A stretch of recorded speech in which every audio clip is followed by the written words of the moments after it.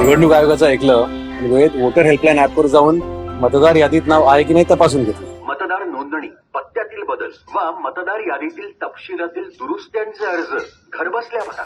तपासणी वा असो दुरुस्ती करा त्वरा घाईनं, मदतीला आपल्या सदा वोटर हेल्पलाईन.